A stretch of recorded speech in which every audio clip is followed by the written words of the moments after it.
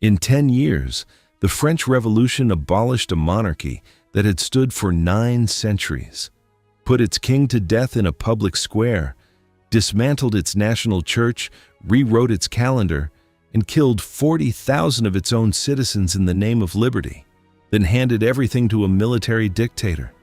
10 years, one country. And most people, if you ask them, would tell you they know this story. They know a queen, a guillotine, and a general. What they don't know is the full shape of it, why it started, why it could not stop, and why every faction that seized power was consumed by the very revolution it thought it controlled. That is the story told here. From the very first cracks in the old order to the morning, a young general walked into the legislature with soldiers at his back, and the revolution quietly ceased to exist. France in the middle of the 18th century was the most powerful kingdom in the world. Its language was the language of diplomacy and philosophy. Its arts set the standard for every court in Europe. Its army had shaped the borders of a continent. To be French in those decades was to belong to the most sophisticated civilization on earth. And running beneath all of it was a system of organized inequality so old and so total that most people living inside it had never seriously imagined it could change. The kingdom was divided into 3 estates, and the division was not merely social. It was legal, theological, and absolute. The first estate was the clergy, roughly 130,000 men and women who owned nearly 10% of all French land and paid no taxes to the crown. The second estate was the nobility, around 350,000 people who controlled vast wealth, held the highest offices, and enjoyed exemptions from most of the taxes that crushed everyone beneath them. Everyone else, approximately 27 million people, belonged to the third estate. The third estate was not a class. It was a category. It held the starving peasant and the prosperous merchant, the street porter and the provincial lawyer, the fishwife and the surgeon. What united them was not wealth or education, but exclusion. They paid the taxes.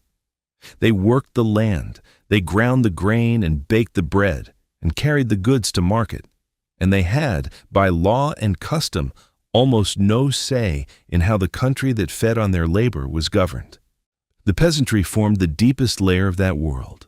Roughly 80% of France's population, most of them working the soil from before dawn until after dark. A peasant family in the fields of Normandy or Burgundy owed money in so many directions that the act of harvesting a crop was also the act of calculating what would be taken. The king took taxes. The church took a tithe, roughly 1/10 of all produce. The local lord took his dues, his fees for the mill, his fees for the wine press, his fees for the communal oven. What remained after all of that was what the family ate. The corvée was the tax no coin could cover.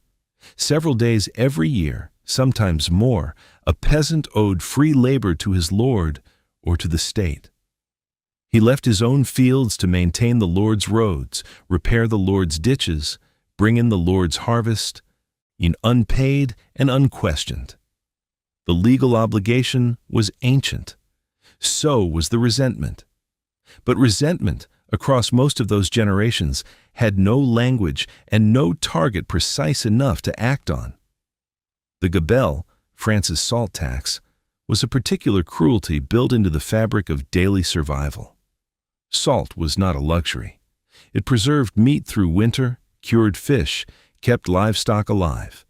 Every household needed it, and every household was required to buy a minimum quantity each year from royal warehouses at prices set by the crown. The rates varied wildly by region, so a family near Paris might pay many times what a family in Brittany owed for the same amount. The private tax farmers who collected the gabelle were despised with a personal intensity that only comes from being squeezed by someone who stands in front of you. The bourgeoisie occupied a strange and combustible position in this world. The doctors, lawyers, notaries, merchants, and manufacturers of the Third Estate were educated, increasingly prosperous, and entirely excluded from the political structures that govern their lives.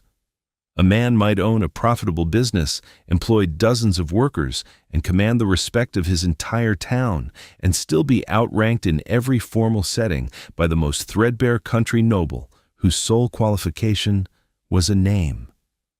The distance between their economic weight and their political standing was a grievance that sharpened with every passing decade. The nobility itself was not a unified class. At its summit were the great court families, the dukes and princes who lived at Versailles, who spent fortunes on carriages and clothes and gambling, who competed for royal attention with a single-mindedness that would have seemed absurd if it had not been entirely rational. Below them were thousands of provincial nobles, some genuinely prosperous, others so poor they could barely sustain the appearance the title demanded. What held them together was privilege and the instinct to protect it at all costs. The Palace of Versailles was the kingdom's center of gravity, and it had been designed to be exactly that. Louis XIV had built it in the previous century as a machine of control, drawing the great nobles away from their regional power bases and placing them under permanent royal surveillance. By the reign of Louis XVI, the palace housed over 10,000 people, courtiers, servants, officials, guards. It had 700 rooms, 1,200 fireplaces, and gardens that stretched beyond the horizon. The distance from the kitchens to the royal dining table was so vast that food arrived cold. The morning ceremonies of the court operated with the precision of ritual theater. The lever, the king's rising ceremony, was attended by dozens of courtiers who competed for the privilege of handing the monarch his shirt. The right to pass a royal dish at dinner was a distinction men spent entire careers pursuing. Access to the king's person was the currency of this world, and every placement in a procession, every nod of acknowledgement, every slight or honor carried a political weight invisible to anyone outside the system. It was a civilization of choreographed deference, and it required an enormous country to pay for it. Marie Antoinette arrived in France from Austria at the age of 14, married Louis at 15, and became queen at 18. She was charming and entirely unprepared for what she had entered. The court expected her to produce an heir immediately. The public expected a queenly dignity she was too young to project. She responded by retreating into a private world of fashion, card games, gambling, and elaborate parties at the Petit Trianon, the small palace on the Versailles estate that Louis had given her. Her spending was extraordinary. So was the hostility it generated. The pamphlets that circulated through Paris about Marie Antoinette were vicious in a way no previous queen of France had experienced. They called her Madame Deficit. They accused her of draining the kingdom for her wardrobes and her entertainments. Many were obscene. Almost all of them were political. Attacks on a monarchy that had lost the capacity to inspire reverence and substituted spectacle instead. The Queen's genuine extravagance gave the pamphlets their factual foundation, but the hatred they expressed ran much deeper than one woman's spending habits. Louis XVI was, by most accounts, a decent and well-meaning man who had inherited a position that demanded something else entirely. He liked mechanical work, clocks, locks, the physics of small, precise things. He was a capable hunter and a devoted father. He was not, by temperament or training, a political animal. He was slow to decide, easy to push in different directions by different advisors on different days, and unable to hold a course when powerful people pushed back. The court had spent a century perfecting the arts of manipulation and flattery, and Louis walked into it as its sovereign without the instincts the role required. The Enlightenment had been moving through France for decades by the time Louis XVI came to the throne, and it had made the old structures legible in a way they had never quite been before. Montesquieu had argued that power needed to be separated and checked, or it became tyranny. Voltaire had mocked the church and the superstition that made people docile. Rousseau had argued that sovereignty belonged to the people, not to kings. The great Encyclopédie of Diderot had catalogued human knowledge in a way that implied, between every line, that the world could be understood, explained, and improved by reason. So ideas that had been radical in one generation had become the common currency of educated conversation by the 1780s. The men who would eventually tear this world apart were alive in the 1780s and living ordinary lives inside it. The lawyer in the northern town of Arras, who took cases for poor clients and filled his evenings reading Rousseau, had not yet imagined a republic. The young artillery officer from Corsica, studying military theory in borrowed books, had not yet imagined an empire. The king himself had not yet imagined what the next 10 years would demand of him. They were all still inhabitants of the only world they had ever known, one that seemed, from the inside, as fixed and as permanent as the land itself. But a world that cannot reform itself does not remain stable. It accumulates pressure until something gives. The kingdom that looked from the outside like the most magnificent power in Europe was balanced on a structure that could not distribute its costs fairly, could not silence the ideas circulating through its educated classes, and could not generate the money it needed without asking the people who already had nothing to give a little more. The crisis had been building for a very long time. By the 1780s, it was close. France had been borrowing for decades before the crisis became undeniable. The 7 Years' War, which ended in 1763, had drained the treasury and cost France nearly all of its territory in North America. The War of American Independence, in which France entered in 1778 to revenge itself on Britain, cost even more. The loans taken out to fund both conflicts did not disappear when the wars ended. They sat in the accounts of the royal treasury, accumulating interest, growing heavier each year while the government's ability to service them quietly deteriorated. The war in America had been a point of genuine pride. France had backed the colonists, supplied them, fought alongside them, and watched the British humbled. The victory felt like justice for 1763. What it actually was the single most expensive decision the French crown had made in a generation. By the time the peace treaty was signed in 1783, France had added over 1 billion livres to a debt it was already struggling to carry. The young republic whose independence France had helped secure would send no money back across the Atlantic. The fundamental problem with French royal finances was structural rather than circumstantial. The people most capable of paying taxes, the nobility and the clergy, were either legally exempt from most taxes or possessed enough political power to block any attempt to change that exemption. The people least capable of paying taxes, the peasantry and the working poor, were the ones bearing the weight. The crown understood this. Every finance minister who served Louis XVI understood this. The question was never what needed to change. The question was whether anyone had the power to change it. Louis XVI came to the throne in 1774 at the age of 19 and immediately appointed Turgot as his Controller General of Finances. Turgot was brilliant, principled, and politically suicidal in his honesty. He abolished the guilds, removed restrictions on the grain trade, and proposed abolishing the corvée, the system of compelled labor, replacing it with a land tax that the nobility would have to pay alongside everyone else. The parlements, which were the regional legal courts dominated by noble families, blocked him at every turn. Within 2 years, under intense pressure from the court, Louis dismissed him. Necker followed Turgot. He was a Swiss banker rather than a philosopher, more pragmatic and politically astute, and far more popular with the public. He published a royal account of the kingdom's finances, the Compte rendu au roi. That was a sensation, the first time ordinary people had been allowed to see something resembling an official financial picture of the monarchy. The problem was that the picture Necker painted was deliberately flattering. He excluded the enormous costs of the American war from his figures, making the treasury appear solvent. The debt that was actually consuming the kingdom remained invisible to the people who needed to understand it. Calonne took over in 1783 and inherited an account he quickly discovered was far worse than advertised.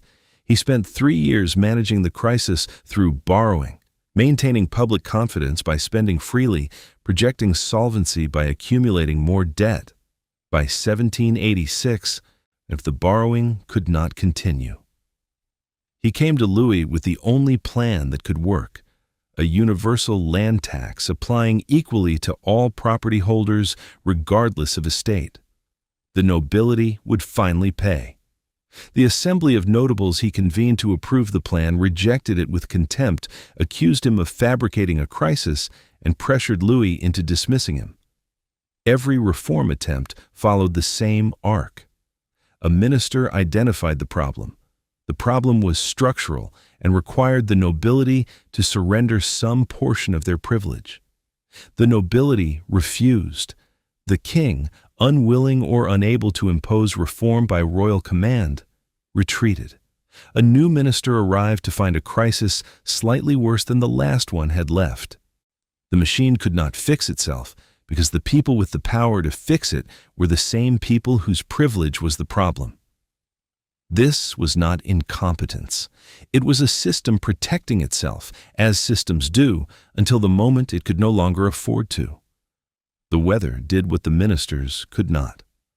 The summer of 1788 brought a drought that stunted crops across the grain-growing regions of France. On the 13th of July, one of the most violent hailstorms in memory tore a path across the country, destroying fields and vineyards in a single afternoon. The winter that followed was the coldest in decades. Rivers froze, livestock died. The harvest of 1788 was catastrophically short, and the harvest of 1789 would not arrive for months. France was hungry before the revolution began. It was starving before the first shots were fired. In Paris, bread was the measure of everything. The average working man in the city already spent roughly half his daily wages on a 4-pound loaf. When the price rose in the spring of 1789 from 9 sous to 14.5 sous, the arithmetic became impossible. A man earning 20 sous a day was now spending nearly all of it on a single loaf of bread. There was nothing left for rent, for fuel, for clothing, for a child who needed feeding. The economics of daily survival had reached a threshold that no political theory was required to understand. The grain trade made the hunger feel like a conspiracy. When grain prices rose, merchants and speculators who held large stocks sometimes withheld supply to drive prices higher, a practice visible enough to generate its own vocabulary. The people of Paris called it the Pacte de Famine, the Famine Pact, and believed, with varying degrees of accuracy, that powerful men were deliberately engineering their starvation. The king and the aristocracy lived at Versailles, 20 kilometers from Paris, surrounded by estates with overflowing storehouses, apparently unmoved. The distance between their condition and that of the people who fed them had never been more obvious or more enraging. The population of France had grown by roughly 7 million people in the preceding century, from around 21 million to nearly 28 million by the 1780s. Agricultural production had not kept pace. There were more mouths, the same amount of land, the same primitive farming methods, and no mechanism for redistributing surplus from regions that had enough to regions that did not. A bad harvest did not merely inconvenience France. It threatened the survival of millions of people who were already spending most of what they earned just to eat. Louis, by 1788, had no options left that did not require confronting the nobility. He could not raise taxes without the Parlement's approval. The parliaments were dominated by noble families who would refuse any reform touching their privileges. He could not declare bankruptcy. That would destroy confidence in the crown entirely and accelerate the crisis. He could not keep borrowing. What he could do, and what he eventually agreed to, was summon the Estates General, the ancient representative body of the three estates that had not met since 1614. And it was an admission of total failure dressed as a constitutional gesture. The announcement that the Estates General would convene in May of 1789 generated a frenzy of political energy across France. Every locality was invited to compile a cahier de doléances, a list of grievances, to bring to the assembly. Peasants, artisans, lawyers, merchants, priests, and landowners sat down in their towns and villages and wrote out, often for the first time in organized form, everything that was wrong with the world they were living in. The resulting documents ran to thousands of pages. They asked for tax reform, for legal equality, for an end to noble privilege, for a more rational system of government. Almost none of them asked for a republic. Almost none of them asked for a revolution. The cahiers were a mirror held up to the ancien regime, and what they showed was a society in genuine pain. The complaints were specific, local, and human. The tax collector who had taken the seed grain, the lord who had enclosed the common pasture, the judge whose fees were impossible to pay, the winter that had killed the livestock and left the family with nothing. Reading them together produced a portrait of a kingdom whose people had been patient for a very long time, and had now been given permission for the first time to say so out loud.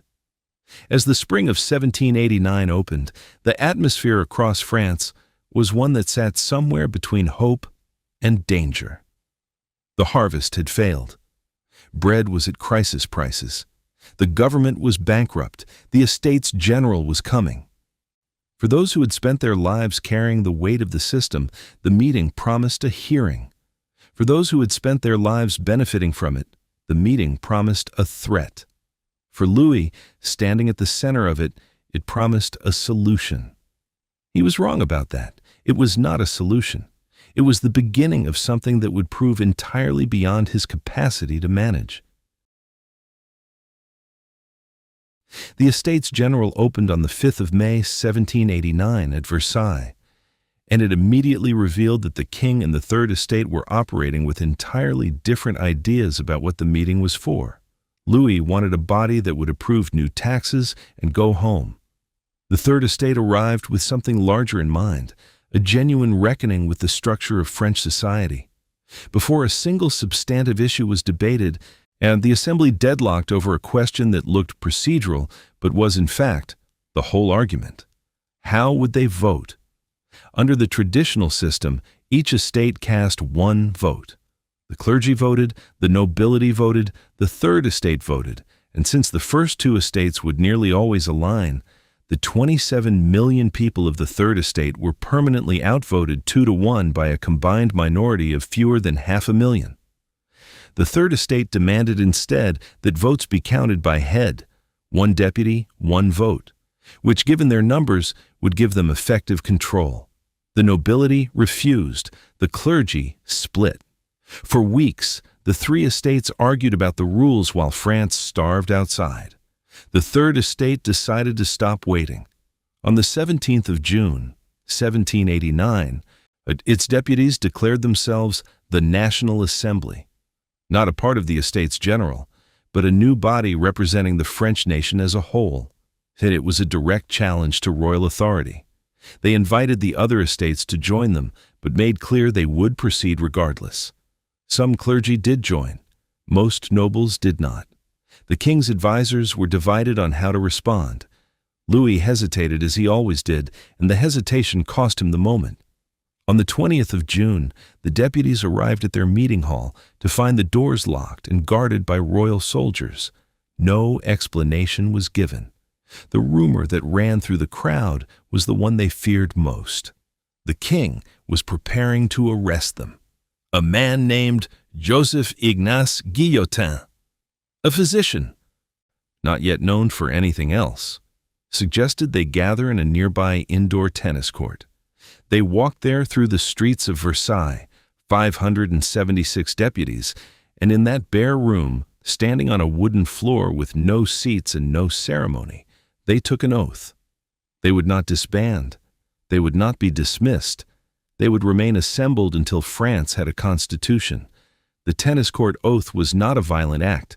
No shots were fired. No one was arrested. But it carried the weight of a declaration of war against the principle of absolute monarchy. because it asserted something the old order could not absorb: that the deputies' authority came from the nation, not from the king's permission to convene. Louis, when he heard about it, tried to reassert control with a royal session on the 23rd of June, and promising reforms while simultaneously ordering the three estates to return to their separate chambers. The Count of Mirabeau, brilliant, dissolute, and magnificent in a crisis, gave the king's representative his answer directly. The assembly was there by the will of the nation, he said, and would leave only at the point of a bayonet. Louis backed down. He ordered the nobility and the remaining clergy to join the National Assembly, transforming it overnight into the National Constituent Assembly. It was the first of many capitulations that would each solve nothing, because each one came too late to restore trust and too early to suggest genuine commitment. The court around him, the queen, the senior nobles, the royal advisers, read the capitulation as weakness and began pressing him to reassert authority by force. Louis listened to both sides, as he always did, and committed to neither. Through June, troops began to gather on the roads around Paris and Versailles. The king's ministers insisted the soldiers were simply maintaining order. The people of Paris had a different interpretation. They remembered what armies were for.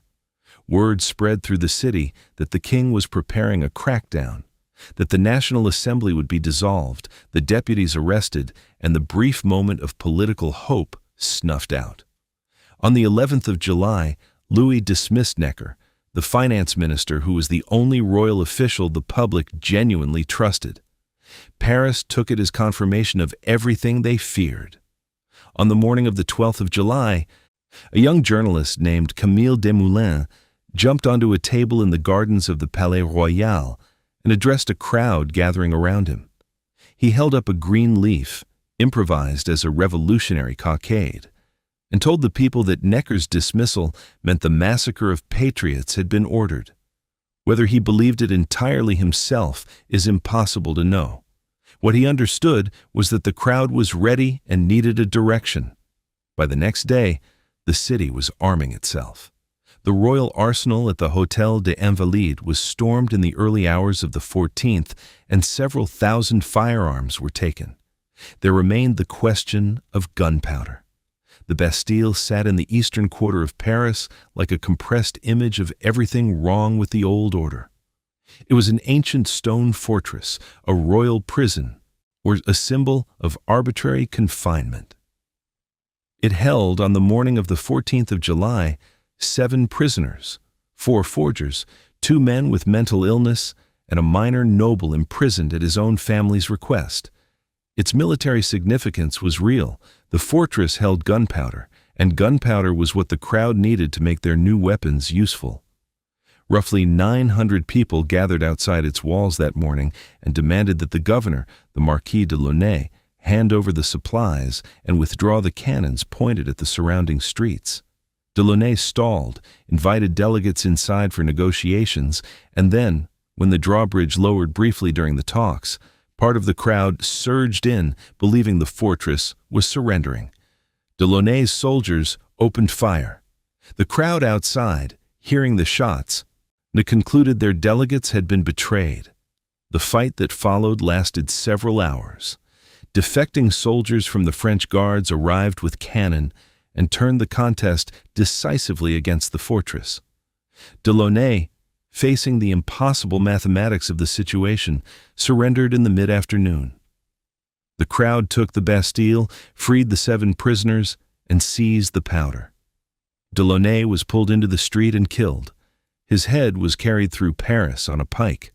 The revolution had found its first image. The king's reaction when word reached Versailles that evening was characteristic. Louis wrote in his private diary for the 14th of July, "Rien, nothing."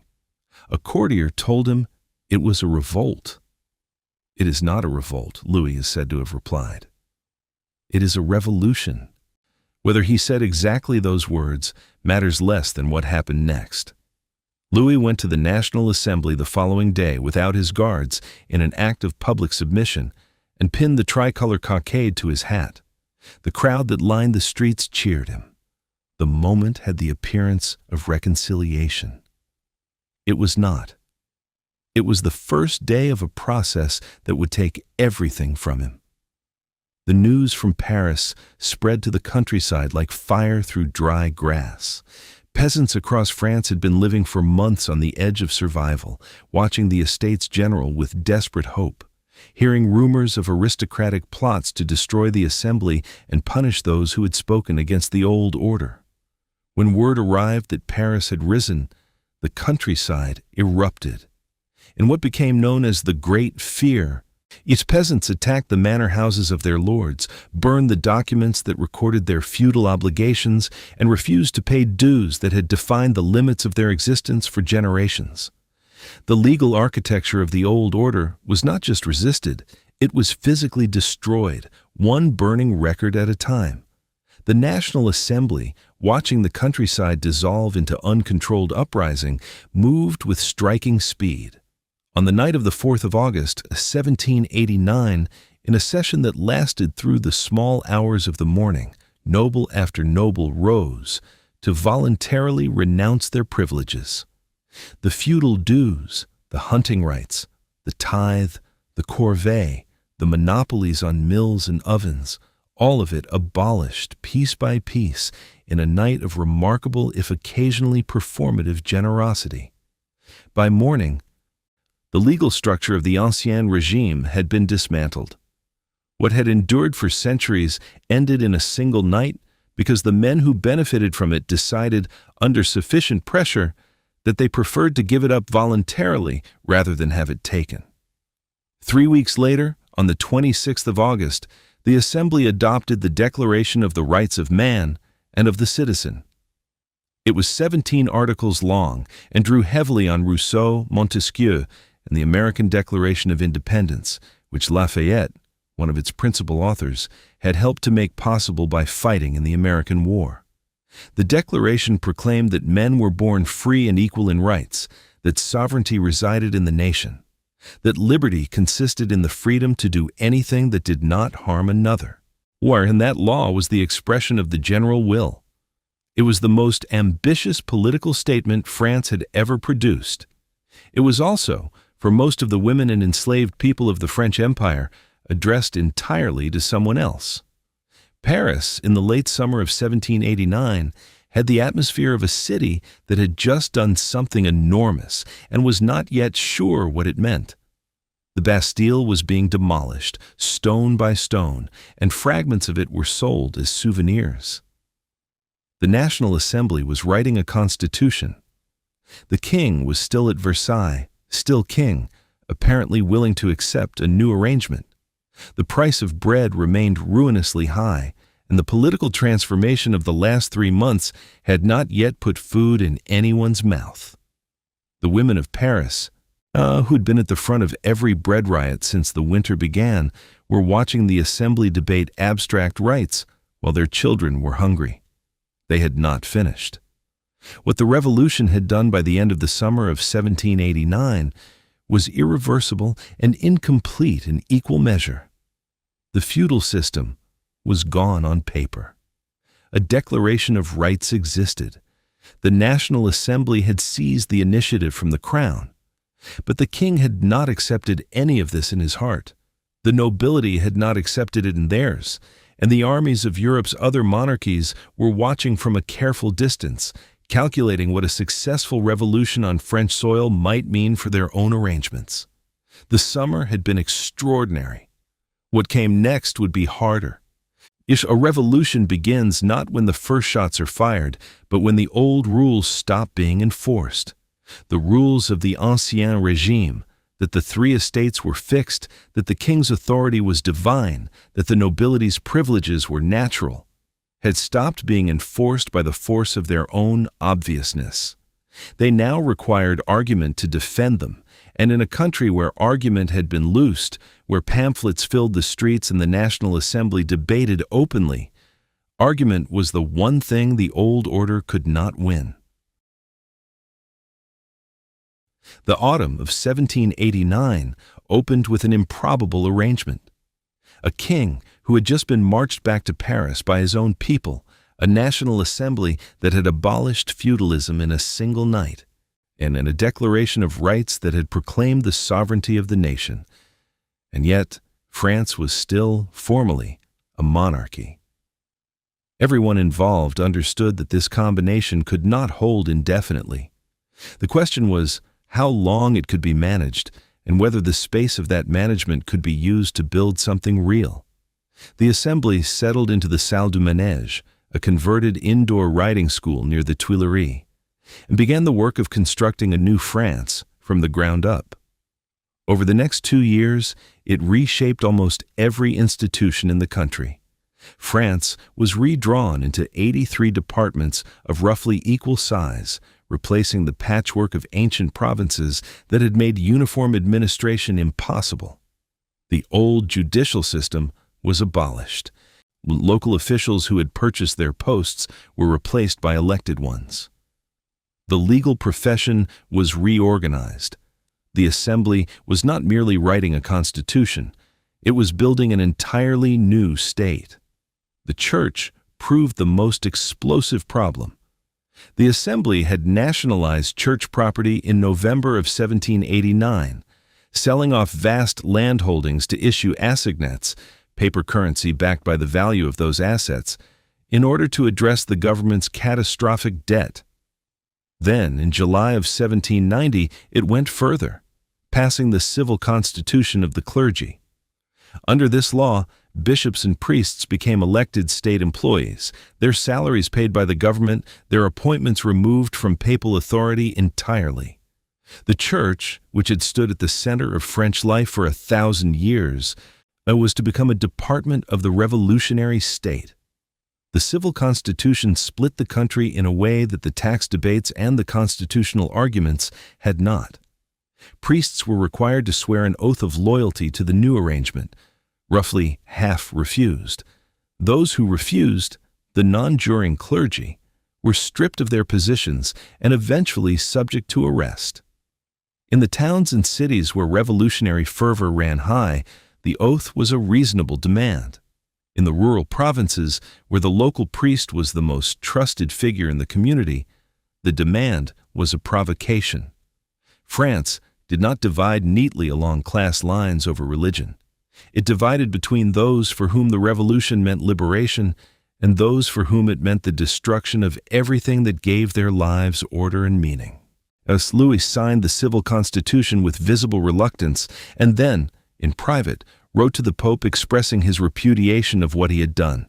He had been performing compliance with the revolution for more than a year, signing decrees, wearing the tricolor, speaking the correct language in public, while privately maintaining his conviction that the whole project was illegitimate and would eventually be reversed by outside force. He was not deceiving himself about this. He was deceiving everyone else, and the people around him knew it and chose to believe him anyway, because the alternative, that the constitutional monarchy had no genuine partner in the king, was too destabilizing to act on. The Women's March on Versailles in October of 1789 had brought the royal family to Paris and ended, permanently, the physical separation between the monarchy and its capital. The Tuileries Palace became the family's residence and, in effect, their prison. They could not leave without permission. Their correspondence was monitored. Every visitor was noted. Marie Antoinette wrote secretly to her brother, the Holy Roman Emperor Leopold II, begging for intervention. The letters went through intermediaries and took weeks to arrive. The responses were cautious. Europe's monarchs were alarmed by what was happening in France, but not yet prepared to act.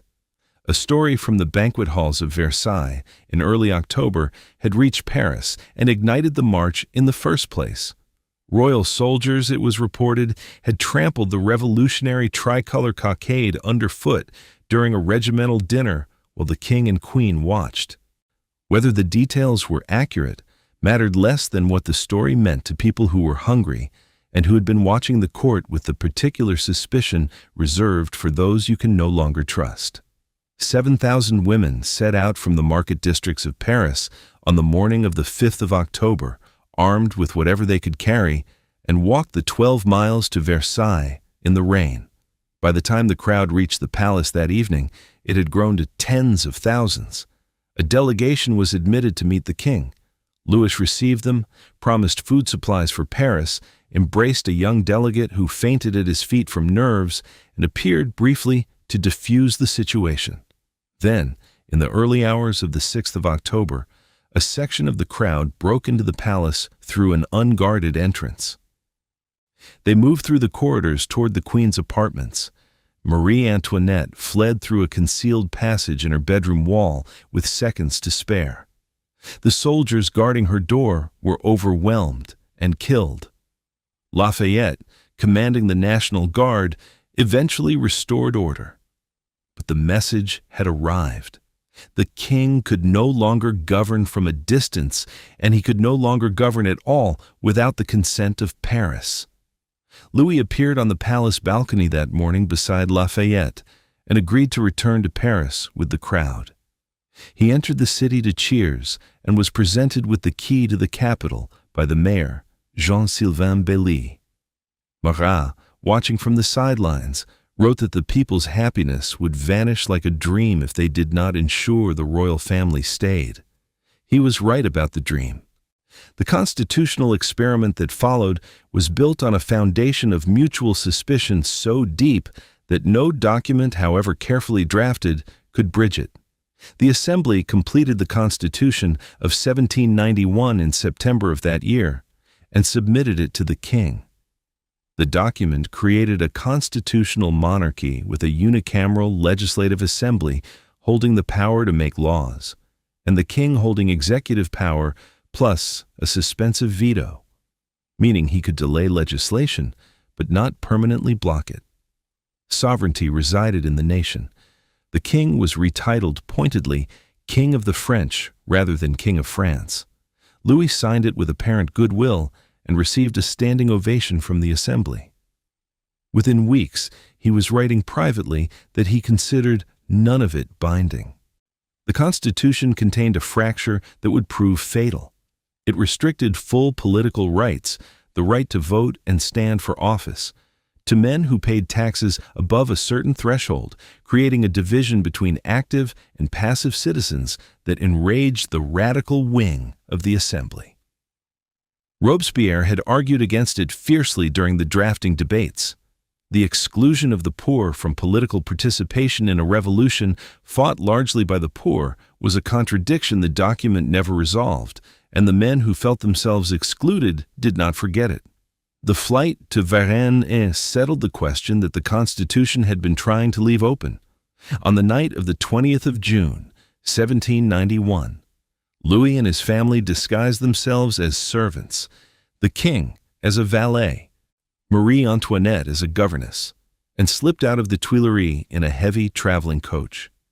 The plan was to reach the royalist fortress of Montmédy near the eastern frontier, where General Bouillet had assembled 10,000 loyal troops, and from that position negotiate or fight for the restoration of genuine royal authority.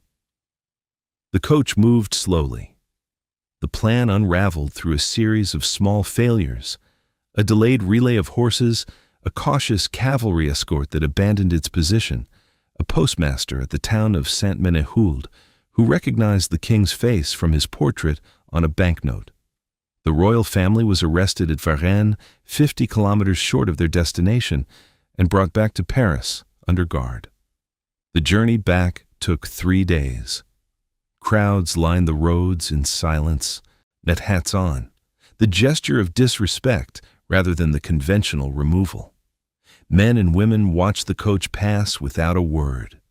The silence was more devastating than any shouting. What the flight had proved, for anyone who still needed proof, was that Louis XVI had spent 2 years pretending to accept a revolution he intended to destroy. The constitutional monarchy, which had always depended on the fiction that the king was a willing participant, had nowhere left to stand. The Jacobin Club, which had been the organized home of revolutionary politics since 1789, fractured over what to do next. The moderates, led by Lafayette and Bernays, argued that Louis must be retained as a constitutional monarch, that the alternative was a republic which no neighboring power would accept and which would invite immediate war. The radicals gathered around the Cordelia Club, and the more extreme Jacobin deputies circulated a petition demanding the king's removal. More than 6,000 people gathered on the Champ de Mars on the 17th of July to sign it. Lafayette, under martial law declared by the Paris Commune, ordered the National Guard to disperse the crowd. They fired. Somewhere between 30 and 50 people died on that field. The Champ de Mars massacre broke the revolutionary movement along lines that would never fully heal. Lafayette and the moderate constitutionalists were discredited. The hero of the American War had ordered soldiers to fire on French citizens petitioning their government. The moderates who had dominated the Jacobin Club abandoned it, reconstituting themselves as the Feuillants faction. What remained of the Jacobins was smaller, harder, and stripped of the voices urging caution. Robespierre, whose power lived entirely within the club and whose entire political argument was now vindicated by the king's betrayal, emerged from the massacre as the most important radical in Paris. The Legislative Assembly that convened on the 1st of October, 1791, under the new Constitution, inherited a situation that the Constitution had been written to resolve, but had instead made worse. The king was restored to his throne, but trusted by almost no one. The Jacobins and Girondins on the left were growing in confidence. The Feuillants on the right were already losing their grip on the chamber. The civil constitution had alienated hundreds of thousands of rural French people who had previously been willing to accept the revolution. And the noble émigrés who had been fleeing France since 1789 were gathering in the courts of Europe, lobbying foreign powers to invade and restore the old order. The constitutional experiment had 18 months left to live. The war began with the confidence of people who had never fought one. The Girondin faction in the Legislative Assembly had been pushing for it since the autumn of 1791, arguing that war against Austria would expose the king's treachery, rally the nation behind the revolution, and carry French liberty to the oppressed peoples of Europe at the point of a bayonet. It was a seductive idea and a strategically disastrous one. On the 20th of April, 1792, France formally declared war on Austria. Within days, its armies were in full retreat. The French military in the spring of 1792 was not what it had been. Between a third and a half of its experienced officer corps had emigrated since 1789, unwilling to serve a revolutionary state. The soldiers who remained were undertrained, undersupplied, and deeply uncertain of the men commanding them. The first offensive into the Austrian Netherlands collapsed almost immediately. One regiment turned and fled at the first contact with the enemy. Another murdered its own general, accusing him of treason. The early weeks of the war stripped away every illusion the Girondins had brought to it. Yet Louis watched the military disaster with a private satisfaction he could not entirely conceal. He had vetoed 2 assembly decrees in June, one calling for a camp of 20,000 National Guards near Paris, another ordering the deportation of priests who refused the revolutionary oath, and dismissed the Girondin ministers who had drafted them.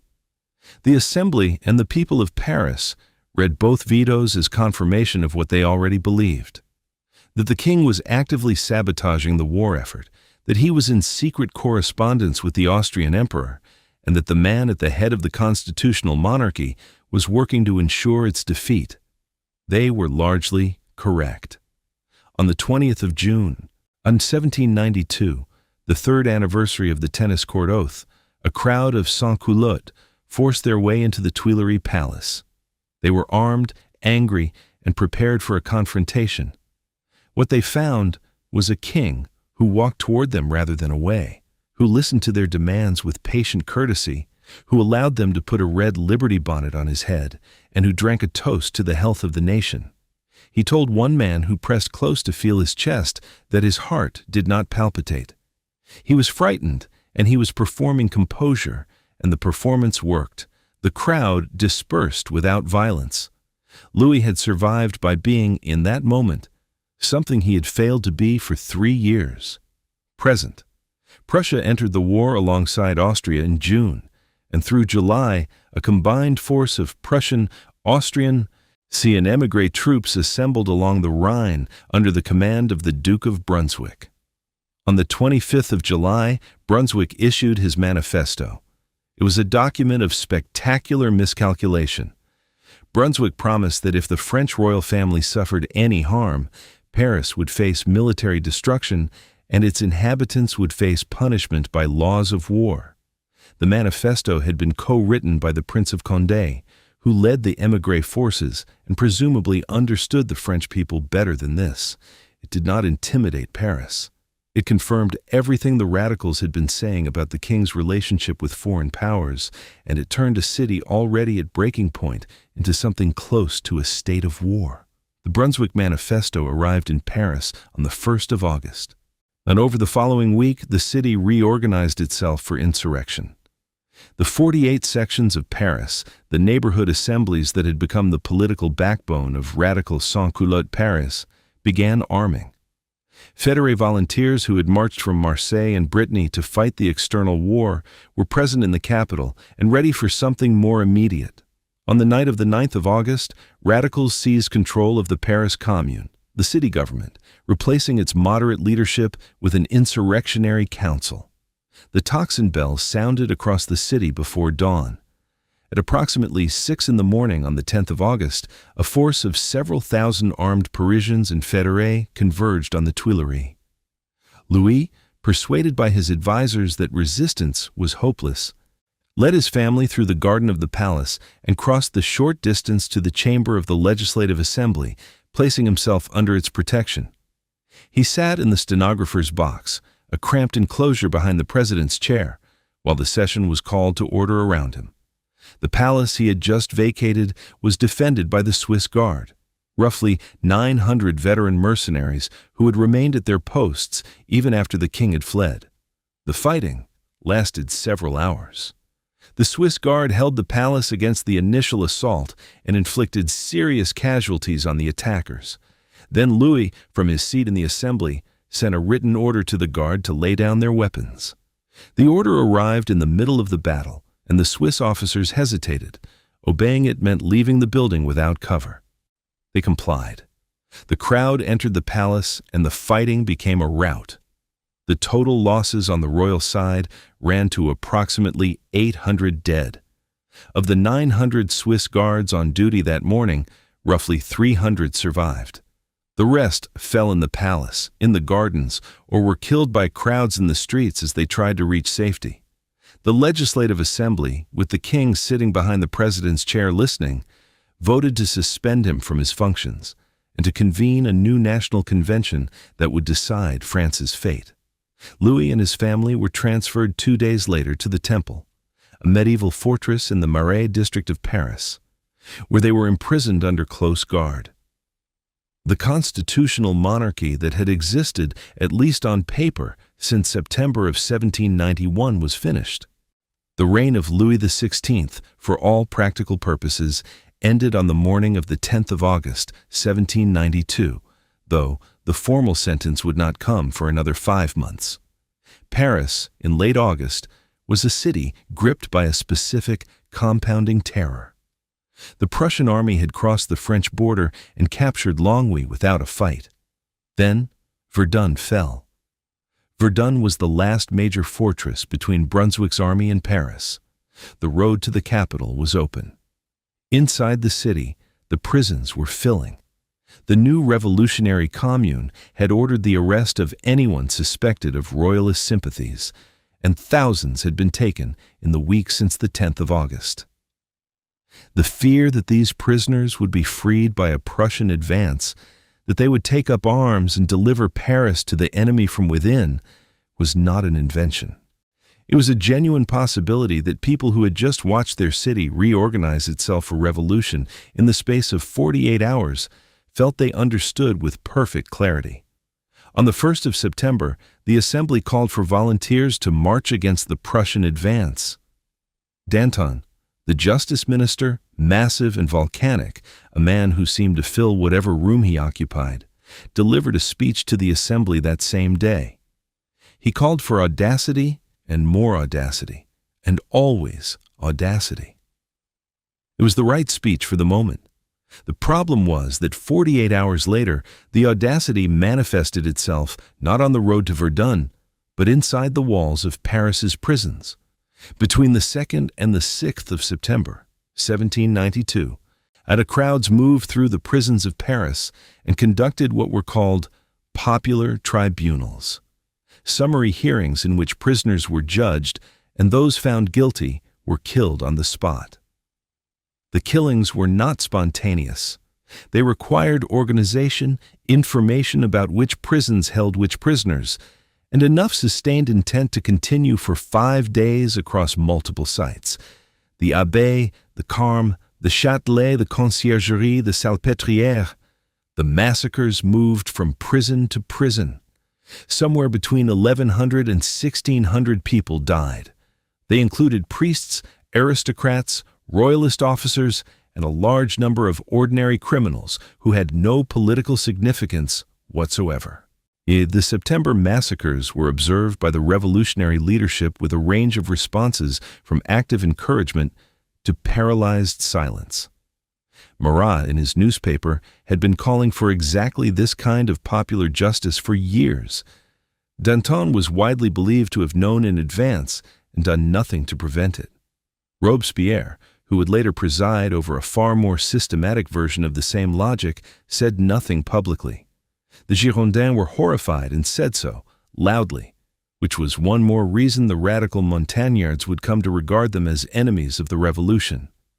The news spread across Europe, and the reaction was uniform revulsion. One English newspaper asked, "Are these the rights of man?" The Battle of Valmy on the 20th of September changed the military calculus of the revolution in a single afternoon. And Brunswick's coalition army, slowed by dysentery and cautious by temperament, had been advancing toward Paris through rain and mud.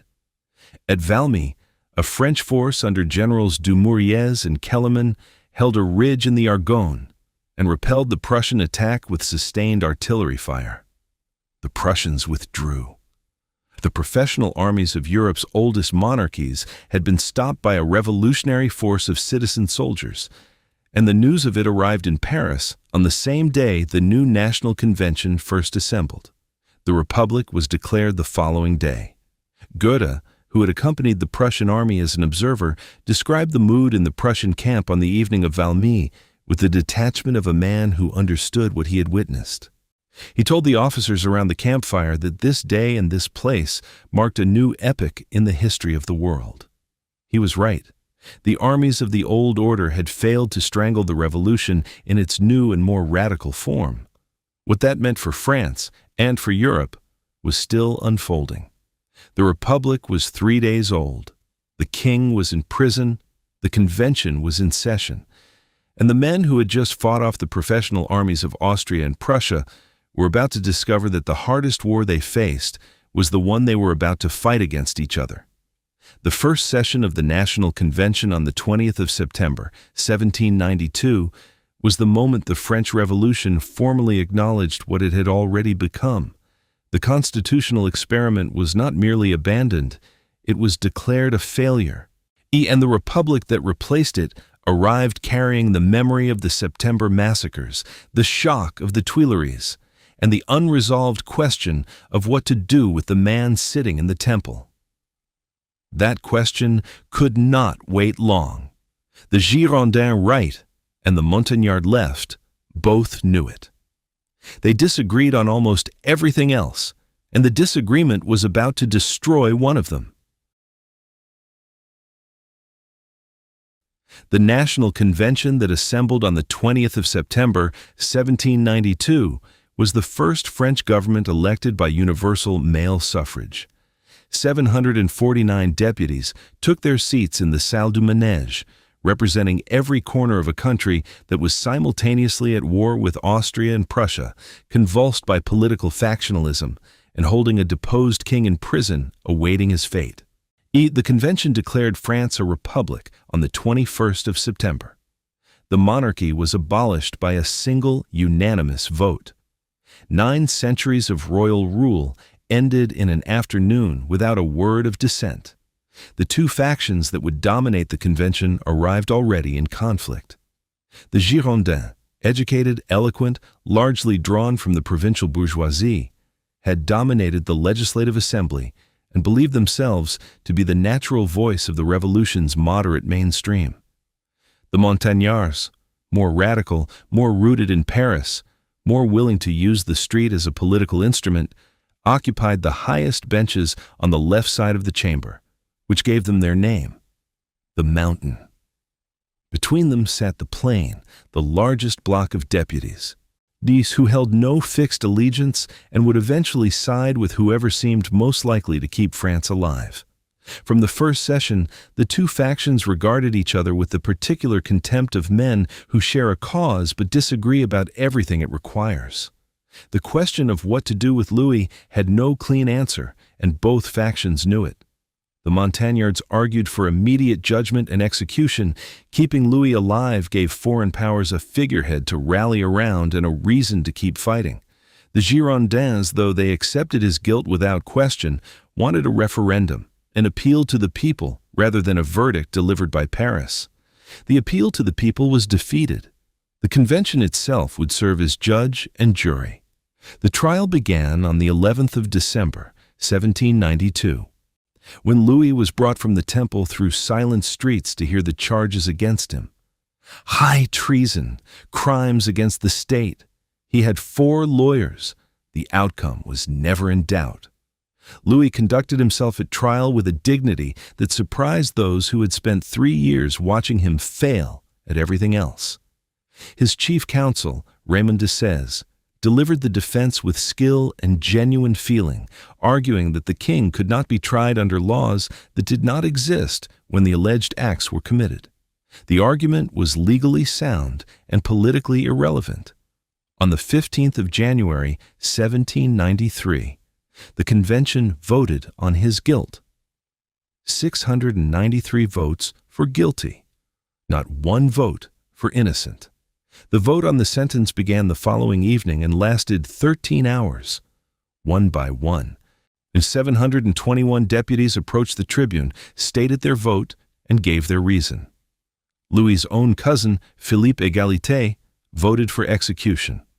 The final count was 387 for death, 334 against. On the morning of the 21st of January, 1793, Louis was taken from the Temple in a carriage to the Place de la Révolution, the large public square that had been the Place Louis XV and would later be renamed the Place de la Concorde. The crowd that lined the route was vast and largely silent. At the scaffold, Louis tried to speak. He wanted to declare his innocence and forgive those responsible. The drums drowned him out before he could finish. The blade fell at approximately 10 past 10 in the morning. A soldier held his head up to the crowd. Yet people dipped handkerchiefs in the blood. In her cell in the Temple, Marie Antoinette was not told what the guns meant. She did not need to be. The execution of a king shocked Europe in a way that the September massacres had not. The massacres were horrifying, but they were the work of a crowd. This was the deliberate institutional decision of an elected government to put a monarch on trial, find him guilty, and execute him publicly. Britain expelled the French ambassador and entered the war. Spain, Portugal, the Dutch Republic, Naples, and the smaller Italian states joined the coalition. By the spring of 1793, France was at war with virtually the entire European continent. The republic that had barely survived its first 2 months was now fighting on multiple fronts simultaneously, with an army that was still largely improvised and a treasury that was still functionally bankrupt. The convention's response to the military emergency was the levée en masse. The mass conscription of 300,000 men from France's departments, announced in February of 1793. The decree went out across the country at a moment when trust in the revolutionary government was already fractured in the provinces. The civil constitution of the clergy had alienated the rural faithful. The execution of the king had appalled conservatives who had accepted the revolution's early reforms, but not its violence. The conscription order was the final weight placed on a structure that had been bending for years. In the Vendée, the western region of marshlands, forests, and deep Catholic devotion, it broke. The uprising in the Vendée began in March of 1793, not with generals and manifestos, but with peasants and pitchforks. A local hawker named Jacques Cathalinot organized a group of villagers and seized weapons from a recruiting post at Jalais. The rebellion spread across the region with startling speed, absorbing the rural poor, the local gentry, and the non-juring priests into a force that called itself the Catholic and Royal Army. They were not a royalist conspiracy engineered from abroad. They were people who had watched the revolution dismantle their church, conscript their sons, and kill their king, and who had decided they had given enough. The Catholic and Royal Army won early engagements that alarmed the convention. Our Republican forces sent into the Vendée found themselves fighting in territory they did not know, against an enemy that melted into the bocage, the hedgerow country, and emerged unexpectedly. By June of 1793, the Vendéans had captured the major Loire River town of Saumur, seizing a significant Republican arms depot in the process. Their high watermark came when they marched on Nantes, one of France's largest cities. The siege failed after 2 days. Cathalinot was mortally wounded during the fighting and died shortly after. With him went the most capable commander the uprising had produced. The military reversals on the external front compounded everything. France's armies were struggling against the coalition on multiple borders. General Dumouriez, who had been the hero of Valmy just months earlier, had defected to the Austrians in April of 1793 after the convention threatened to arrest him over a failed Belgian campaign. His defection was the clearest evidence yet that the Girondins, who had been his political allies, could not be trusted to prosecute the war with the single-minded ruthlessness the Montagnards argued the moment required. Every military failure became, in the rhetoric of the radical clubs and the radical press, a Girondin failure. And Marat made sure that everyone in Paris understood exactly who to blame. The Girondins struck back in April by orchestrating the arrest of Marat on charges of inciting violence and undermining the convention. It was a significant miscalculation. Marat appeared before the revolutionary tribunal he had helped create, defended himself with theatrical contempt for his accusers, and was acquitted to a hero's welcome. He returned to the convention wearing a crown of oak leaves carried on the shoulders of the gallery crowd. The Girondins had attempted to use law against the most famous advocate of extra-legal justice in France, and had made him more dangerous in the process. Through May of 1793, the pressure on the Girondins intensified from every direction. They had established a commission of 12 to investigate the Paris Commune, which the Montagnards regarded as an attack on the popular power of the city. Military defeats were mounting. The Vendée was consuming Republican troops at a catastrophic rate. Food prices in Paris remained punishing. The sections of Paris, the neighborhood assemblies that had driven every major popular insurrection since 1789, were arming again. On the 26th of May, Robespierre delivered a speech to the Jacobin Club that was as close to a declaration of war on the Girondins as a man could make while still technically addressing the same political body. The tocsin rang in Paris before dawn on the 2nd of June, 1793. 80,000 armed men, mobilized by the Paris Commune and the radical sections, surrounded the building of the National Convention with cannon. The deputies inside attempted to leave and were turned back at the doors by soldiers. When the Girondin deputy Lanjuinais rose to denounce the intimidation, the galleries howled him down. The convention, surrounded and effectively held at gunpoint by the Parisian crowds it had spent 2 years trying to govern, voted to order the arrest of 29 Girondin deputies and 2 ministers. Note, the insurrection of the 31st of May to the 2nd of June was the third great journée of the Revolution, after the Bastille and the 10th of August, and it ended the Girondins as a political force. The expelled Girondins did not disappear quietly. Several escaped from Paris and made their way to the provinces, where they attempted to organize a federalist revolt against what they called Parisian tyranny. Normandy, Bordeaux, Lyon, and Marseille all saw uprisings in the summer of 1793, driven by Girondin networks and the genuine provincial anger at the domination of the Convention by the Paris Commune. The revolts failed to coordinate, failed to attract enough military support, and were suppressed over the following months. The men who had led them were arrested, tried before the Revolutionary Tribunal, and executed in October of 1793, still insisting on their republican credentials at the foot of the scaffold. By the summer of 1793, the French Republic was fighting on 3 fronts simultaneously: the external war against the coalition, the civil war in the Vendée, and the federalist revolts in the provinces. It had been declared less than a year earlier. Its first act had been to execute its king. Its second had been to conscript 300,000 men. Its third had been to arrest the faction that had dominated it since its founding. The logic driving all 3 decisions was the same logic: that the Republic faced enemies so numerous and so determined that normal rules of law, of proportion, of political tolerance could not apply. This logic was not invented by demagogues. It was generated by the genuinely catastrophic situation France was in. What it produced, in the hands of the men who now held power, would take the name of something the Revolution had never intended to create. What remained after the purge of June 2nd was a convention dominated by the Montagnards and policed by the Paris Commune, operating in a country at war from every direction, in a capital where the radical press had spent 4 years teaching people that enemies were everywhere and mercy was treason.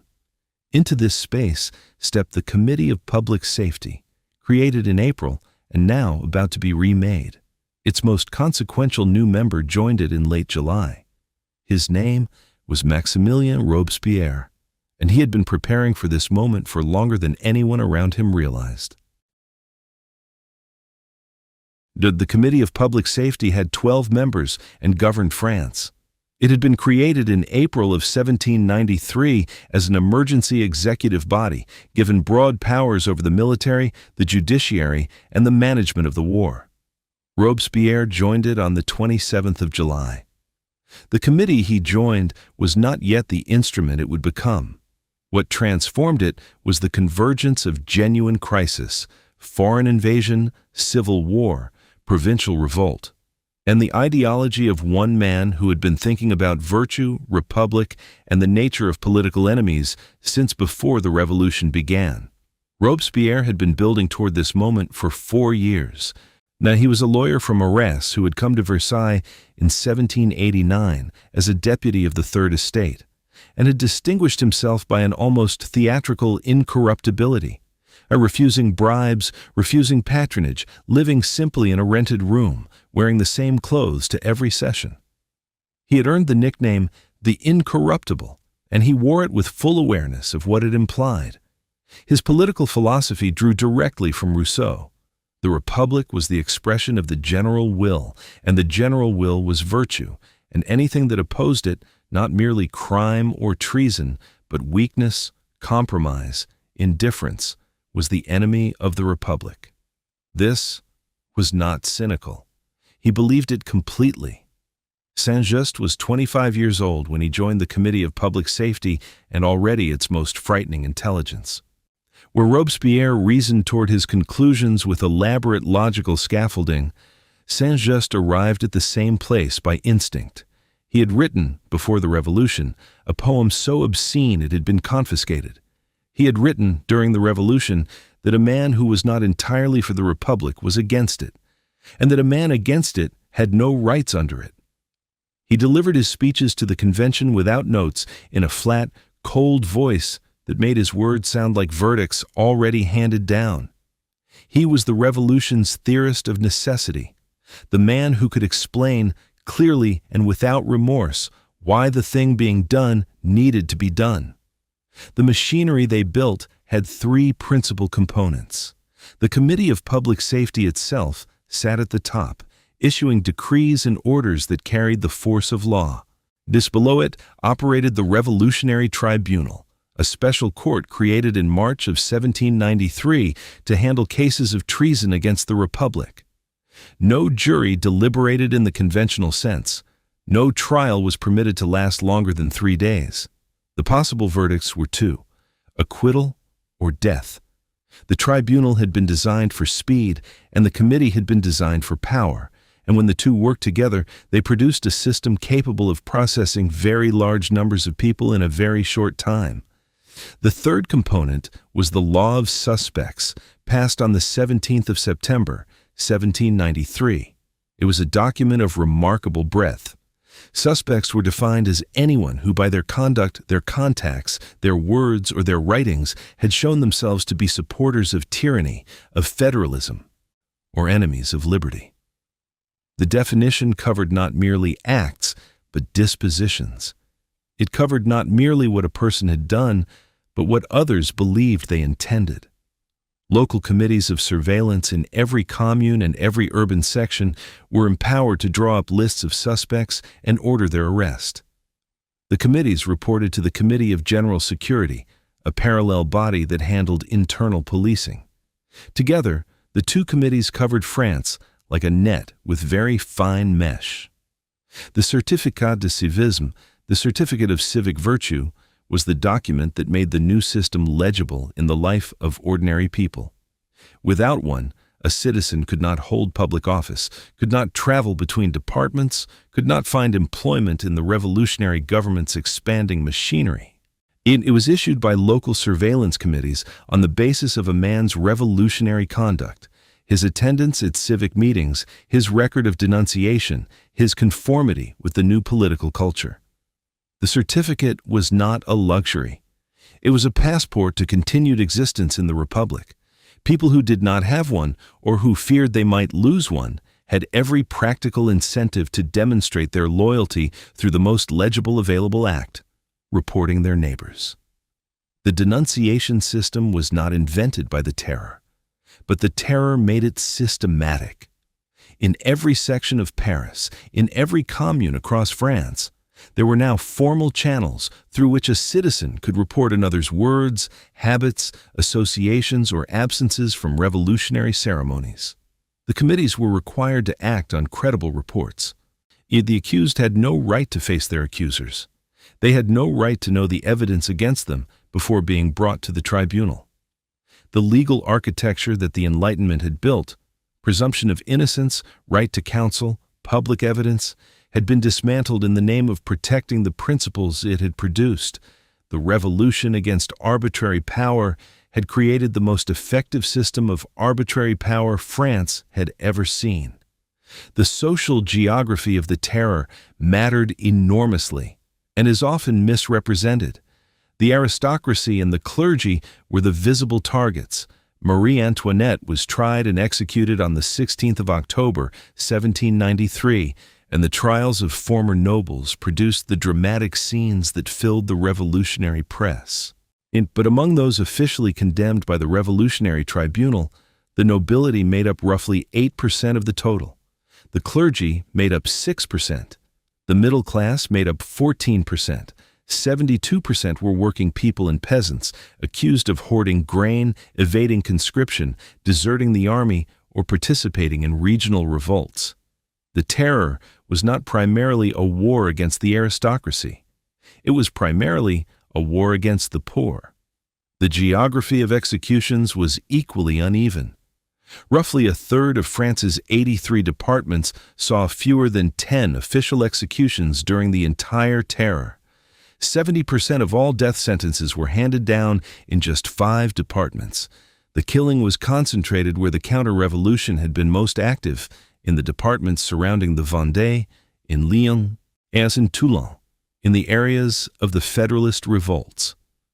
In Nantes, the representative on mission Jean-Baptiste Carrier ordered prisoners bound together and loaded onto barges that were then sunk in the Loire.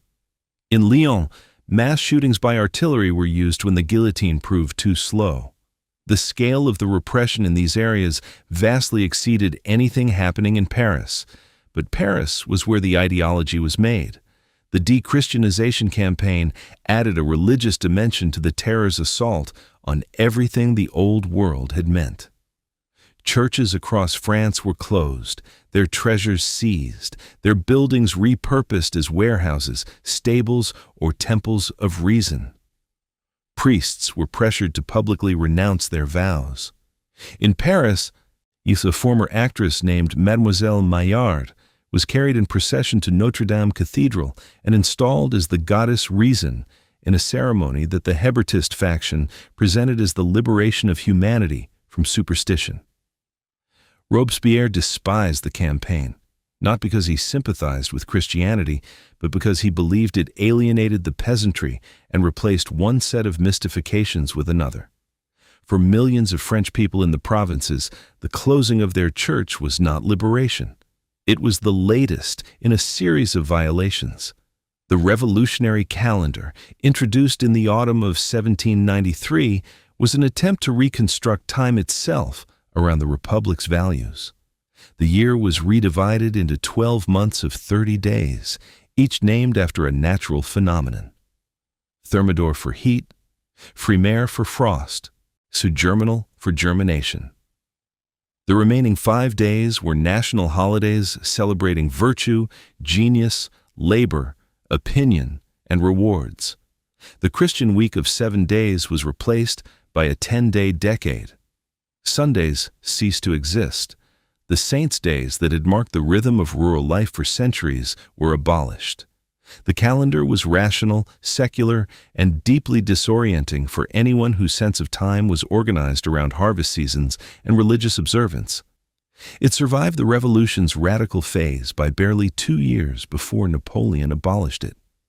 The representants on mission, the deputies dispatched by the convention to enforce revolutionary authority across France, were the human face of the terror in the provinces. Each one arrived in his department carrying the full legal authority of the convention, empowered to conscript men, requisition supplies, try suspects, and carry out executions without referring back to Paris. Some exercised this authority with relative restraint. Others did not. Carrier in Nantes, Fouché in Lyon, Tallien in Bordeaux, each presided over campaigns of suppression whose violence went far beyond anything Paris had authorized or, in some cases, had even intended. The terror was not monolithic, and it was 12 men on a committee sending representatives into a country that was both larger and angrier than any committee could fully control. Paris lived under the terror as a city that had chosen to become the revolution's capital and was now paying the price of that distinction. The Place de la Révolution was the city's most famous public space, and, for the duration of the terror, its most frequented one. The executions were public and regular, a feature of daily Parisian life rather than an exceptional event. Vendors sold programs listing the days condemned. Spectators arrived early for good positions. Women who knitted during the proceedings had their own section near the scaffold. The crowds were not uniformly enthusiastic. Some attended out of fascination, some from morbid routine, some because not attending raised questions about loyalty. The performance of public approval for the terror was itself part of the terror. The economic terror ran alongside the political one. The law of the general maximum, passed in September of 1793, set price controls on bread, meat, and other essential goods. It was a genuine response to the starvation-level prices that had driven every popular insurrection since 1789. But enforcing the maximum required an apparatus of inspectors, informers, and punishments that further entangled the state in the daily commerce of food. Merchants who sold above the maximum were liable to arrest as enemies of the Republic. The black market that developed around the maximum generated its own category of denunciable offense. Economic hardship was now, formally, a form of treason. The ideology that drove all of it was not cynical, and this is what made it so dangerous. Robespierre was not a man who privately knew the terror was wrong and committed it anyway for reasons of power. He had argued, in a speech to the convention in February of 1794, that virtue without terror was powerless, and that terror without virtue was tyranny, and that the Republic required both. He had thought his way to a conclusion that justified what was happening. The enemies he saw were real enemies. The foreign armies were real. The Vendée was real. The émigré conspiracy was real. What his philosophy could not accommodate was the possibility that the instrument he had built to fight real enemies was equally capable of destroying innocent people, and that no mechanism existed within the system to distinguish between them. By the winter of 1793 and the early months of 1794, the Republic was winning. The military situation had stabilized, the Federalist revolts had been suppressed, the Vendée had been largely crushed at catastrophic human cost, the coalition armies had been pushed back on several fronts. The emergency that had given the Committee of Public Safety its original justification was passing.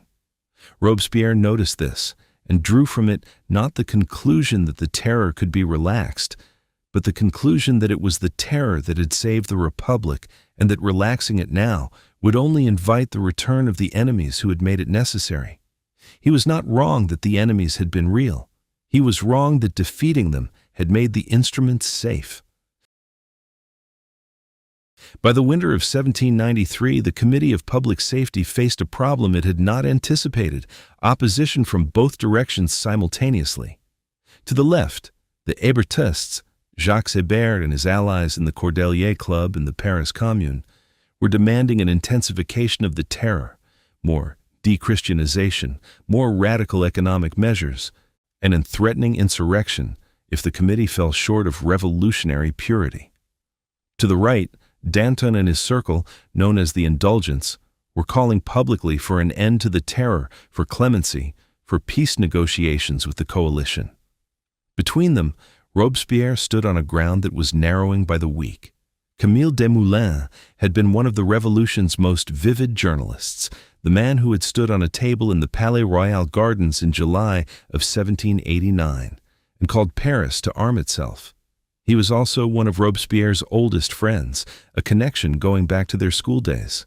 In December of 1793, Desmoulins launched a new publication called Le Vieux Cordelier, the Old Cordelier, in which he called for the release of political prisoners and attacked the machinery of the terror in language borrowed directly from Tacitus's account of tyranny under the Roman emperors.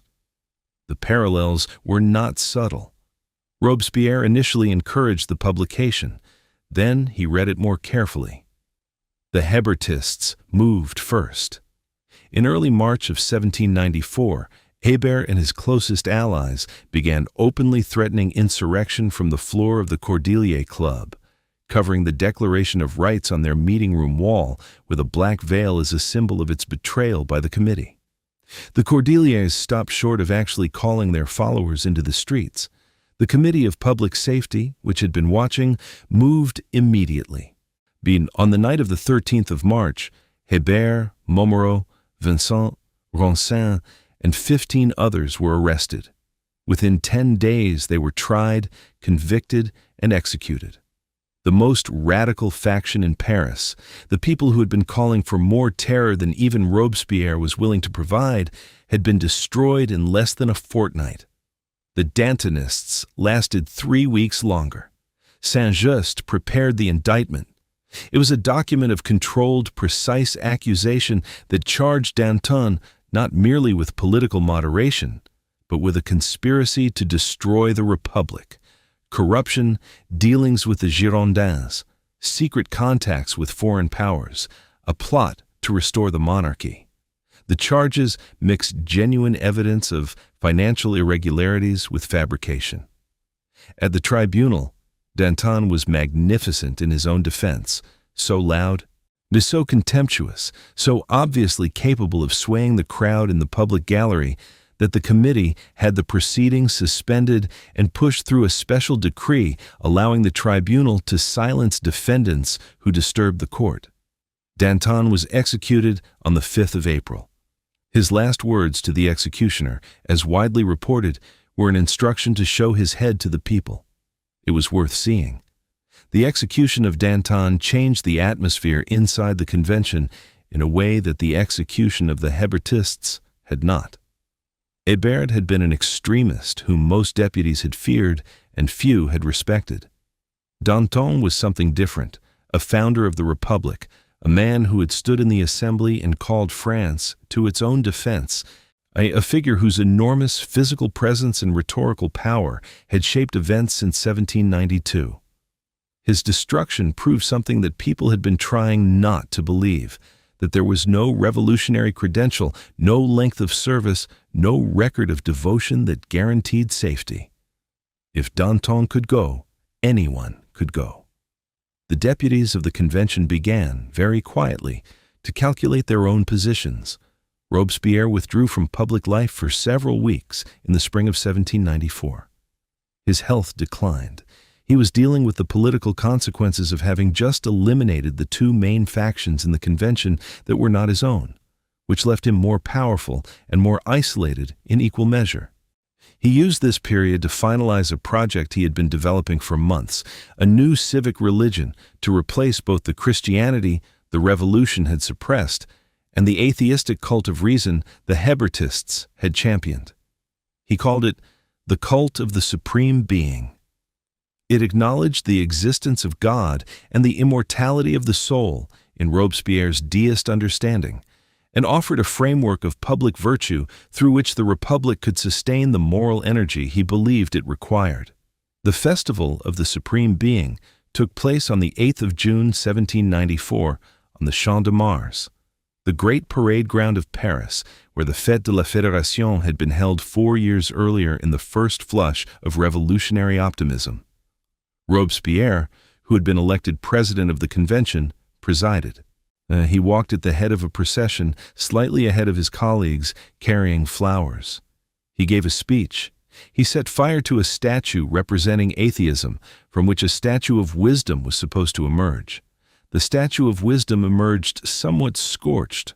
The crowd responded warmly. His colleagues in the committee watched from a short distance and said nothing complimentary among themselves. Several deputies noted that the crowd had shouted his name rather than the Republic's, and that Robespierre had appeared to accept it. The law of 22 Prairial was passed on the 10th of June, 1794, 4 days after the festival. It was the final and most extreme tightening of the Terror's legal machinery. Under the new law, the Revolutionary Tribunal was forbidden from hearing witnesses for the defense, and suspects had no right to counsel. The preliminary interrogation of the accused before trial was abolished. The possible verdicts remained two: acquittal or death, but the path between arrest and execution had been shortened to its logical minimum. From the passage of the law of 22 Prairial to the fall of Robespierre 7 weeks later, 1,376 people were executed in Paris alone. In the 6 weeks before Thermidor, the tribunal was condemning people at a rate it had never previously reached. The Great Terror of June and July was different from what had come before, not in kind, but in pace. The accused came to the tribunal in large batches, tried together on composite charges that mixed the politically dangerous with the politically irrelevant.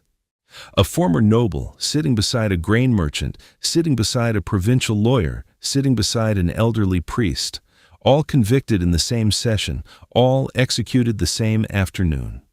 The crowds at the Place de la Révolution grew quieter as the summer continued. The spectacle had lost the quality of justice, even in the eyes of people who had believed in the Terror's original logic. What was happening now felt like something else. People who attended found it increasingly difficult to articulate what exactly they were watching. The committee members who had survived by aligning themselves with Robespierre, Tallien, Fouché, Collot d'Herbois, Billaud-Varenne, had each committed atrocities in the provinces for which they were now being recalled and threatened with prosecution. Fouché had overseen mass shootings in Lyon, and Tallien had presided over brutal repression in Bordeaux. Robespierre had called them back to Paris, clearly intending to make them answer for the excesses he had spent months publicly deploring. Each of them understood, with the clarity that proximity to the guillotine tends to produce, that they were probably next. Their options were limited to two: wait or act. On the 26th of July, 1794, the 9th of Thermidor in the revolutionary calendar, Robespierre rose in the convention and delivered a 2-hour speech. He spoke of conspirators and traitors within the government itself, of enemies who had hidden behind the mask of patriotism, of a further cleansing that was necessary and imminent. He did not name names. This was the decision that cost him everything. Every deputy in the room who had reason to fear him, which was, by this point, a very large number, was left to assume that he meant them specifically. The uncertainty was more terrifying than a direct accusation would have been, because a direct accusation could at least be answered. The conspiracy against Robespierre formed within hours of the speech. Tallien was its most active organizer. His motivation was transparent. He was almost certainly on the list Robespierre had not yet read aloud. Billaud-Varenne and Collot d'Herbois, both members of the committee, joined. So did a large enough number of the plain, the uncommitted center of the convention who had supported whoever held power, that the arithmetic of a vote was suddenly calculable. They coordinated overnight. The next morning, the 27th of July, Saint-Just rose to deliver a defense of the committee that the conspirators had already decided not to permit him to finish. Tallien interrupted Saint-Just at the tribune before he had completed his second sentence. Other voices joined. The galleries, usually reliable amplifiers of Jacobin sentiment, were either silent or hostile. Robespierre attempted to speak and was shouted down, not by an organized faction, but by a convention whose fear had finally overridden its discipline. Someone in the gallery called out that it was the blood of Danton that choked him. Collot d'Herbois, as president of the convention that day, made no effort to restore order. The vote to arrest Robespierre, his brother Augustin, Saint-Just, Couthon, and the commander of the National Guard passed in a session that had ceased to resemble deliberation and become something closer to a controlled panic. The arrested men were taken initially to different prisons, but the Paris Commune, still loyal to Robespierre, intervened and brought them to the Hôtel de Ville, the seat of city government, while the tocsin rang again across Paris. It was a last attempt to repeat the insurrectionary logic that had worked in August of 1792 and June of 1793. This time, the sections of Paris did not come. The working people of the capital, whose wages had just been cut by the law of the maximum while prices remained high, had no reason to risk their lives to defend the man responsible. The convention declared the men outlaws. In the early hours of the 10th of Thermidor, the government troops entered the Hôtel de Ville. Robespierre was found with a shattered jaw. Either shot by a gendarme or by his own hand, the accounts differ, and the question was never settled. Robespierre was executed on the 28th of July, 1794, at the Place de la Révolution, the same square where the king had died, where Marie Antoinette had died, where Danton had died. He was the last major victim of the terror he had built, which is one of the facts about the French Revolution that seems almost too neat to be accidental, and is, in fact, simply the logical endpoint of a system that recognized no external limit on its own appetite.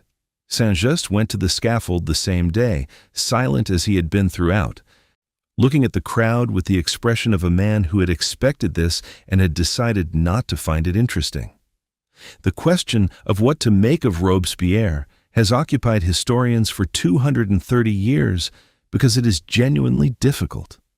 He had been, before the terror, the most consistent defender of the poor in the National Assembly, the man who had argued against the property qualification for voting when everyone else accepted it, who had opposed the death penalty before the revolution turned it into the Republic's primary tool. He had not become a hypocrite. He had become the logical conclusion of a political philosophy that contained, from the beginning, no mechanism for limiting the violence required to achieve its own conception of virtue. He did not corrupt the revolution. He completed it. The men who overthrew Robespierre had not done so to end the terror. They had done so to survive it.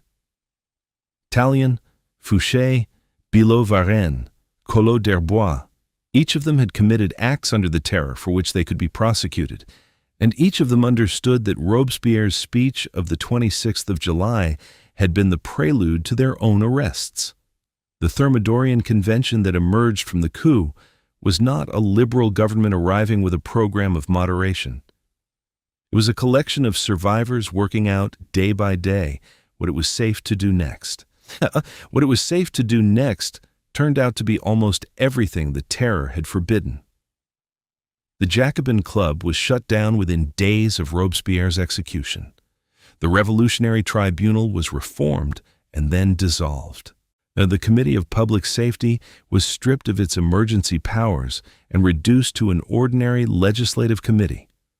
The law of suspects was repealed. The law of 22 prairial was repealed. Surviving Girondins who had spent months in hiding or in prison were recalled to the convention. Political prisoners began to be released in large numbers. The apparatus of organized state terror was dismantled in the space of weeks with a thoroughness that suggested how much even its administrators had feared it. The White Terror followed. In Paris, gangs of young men from prosperous backgrounds, the so-called gilded youth, the Muscadins, attacked known Jacobins in the streets, broke up their meetings, and hunted former terrorists through the city's neighborhoods. In the provinces, the violence was more organized and more lethal.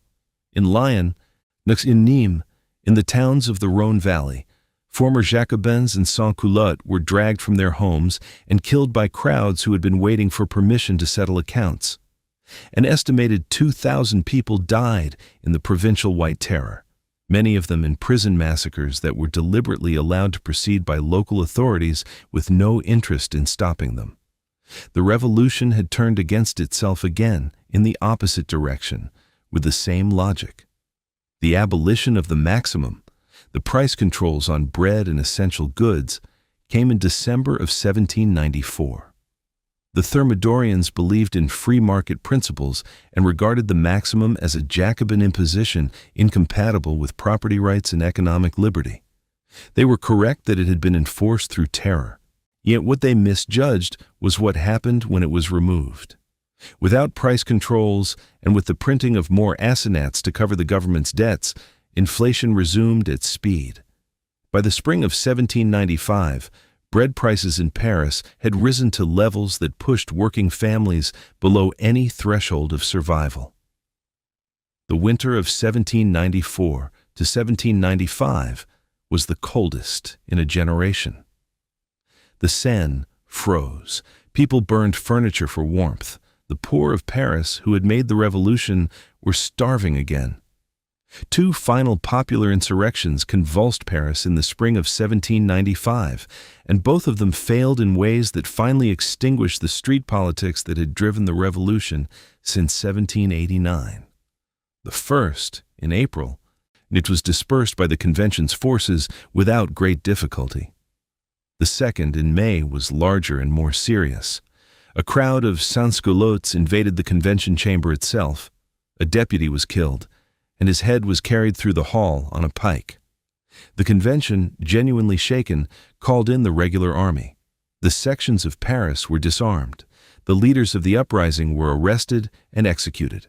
The people of Paris, who had stormed the Bastille and the Tuileries and Versailles, had attempted insurrection for the last time. From this point forward, whoever controlled the army controlled Paris. The Constitution of Year 3, ratified in August of 1795, was the Thermidorians' attempt to build a republic that could not be captured by a single faction. The legislature was divided into two chambers, the Council of 500, which proposed legislation, and the Council of Ancients, which approved or rejected it. Executive power was held by a five-man directory chosen by the legislature. Voting rights were restored to a property-qualified franchise, excluding the poorest citizens as the Constitution of 1791 had done. The draft Constitution of 1793, which had established universal male suffrage and had been hailed as the most democratic document the world had yet seen, was quietly set aside. Its authors were mostly dead. The men who designed the Constitution of Year 3 had absorbed one lesson from the previous 6 years above all others. Concentrated power killed. And the terror had been possible because 12 men on a committee had held unchecked authority over the state. The new Constitution distributed power so widely across 2 chambers and 5 directors that passing any single decision required extraordinary levels of coordination. This was intended as a safeguard.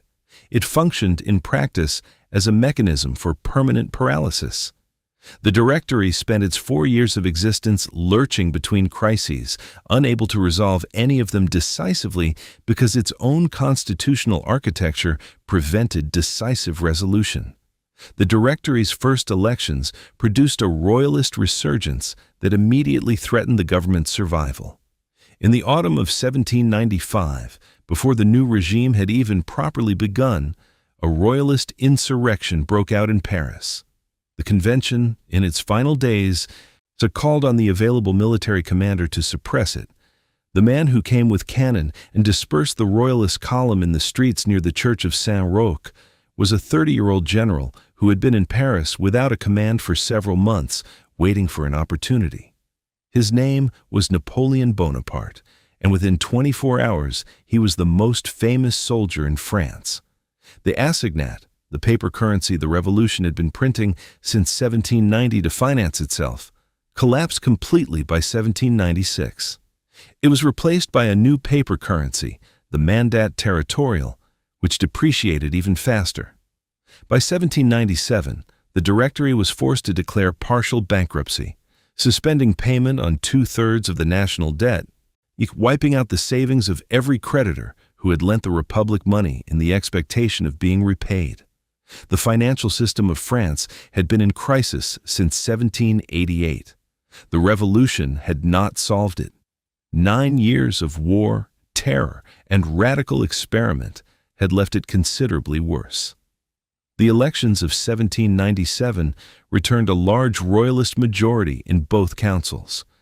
The directors responded with the Coup of Fructidor, sending troops to surround the legislative chambers, arresting 2 of their own fellow directors who had aligned with the royalists, annulling elections in 49 departments, shutting down the royalist press, and deporting 53 deputies to the fever swamps of French Guiana. It was the government using the army to overturn the results of its own elections, misconducted under its own constitution, because it disliked the outcome. The Coup of Fructidor was not the end of representative government in France, but it was the moment at which the Directory made explicit what had been implicit since the May insurrection, that electoral results were acceptable only when they produced acceptable results. Gracchus Babeuf had been watching all of this with a clarity that made him dangerous. He was a revolutionary journalist who had concluded, in the years since Thermidor, that the revolution had produced liberty for the bourgeoisie and hunger for the poor, and that genuine equality required not merely equal rights, but equal property. His Conspiracy of the Equals, uncovered by the government in May of 1796, was an attempt to organize a coup that would implement a radical redistribution of wealth. Babeuf and his principal co-conspirator were executed the following year. His ideas were a generation ahead of their time, which is to say, they would not become politically actionable for another 60 years, by which point the men who acted on them would give them a different name entirely. The elections of 1798 produced a Jacobin resurgence. The Neo-Jacobins, organized into constitutional circles, won enough seats to threaten the Directory's control of the legislature. The directors annulled elections in 29 departments in the Coup of Floréal, excluding the elected deputies and replacing them with more compliant ones. They had now invalidated elections that produced royalist majorities and elections that produced Jacobin majorities. What they were protecting, with increasing desperation, was a narrow band of political opinion that corresponded almost exactly to the interests of the men currently holding power. France noticed. The war continued without resolution through the Directory's entire existence.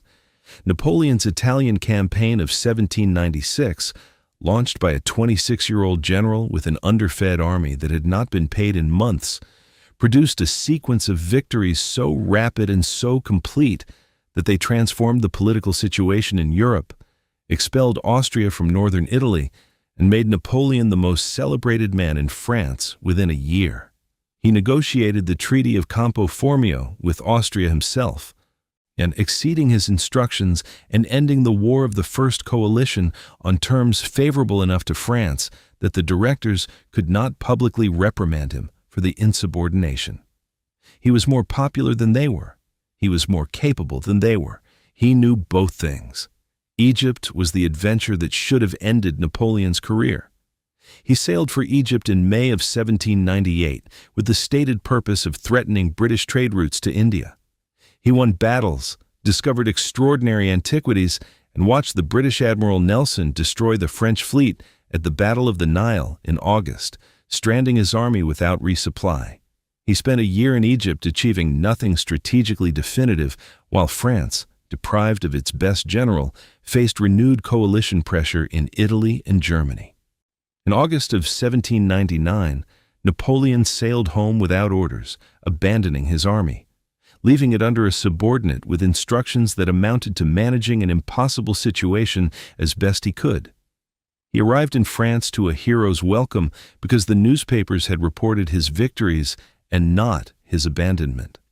The Directory that Napoleon returned to in October of 1799 was a government that had run out of the capacity to maintain itself through normal means. It had spent 4 years annulling elections, suppressing insurrections, printing worthless currency, and depending on military victories, it could not reliably produce to justify its continued existence. Its directors were individually corrupt and collectively unable to agree on anything. The legislature was hostile.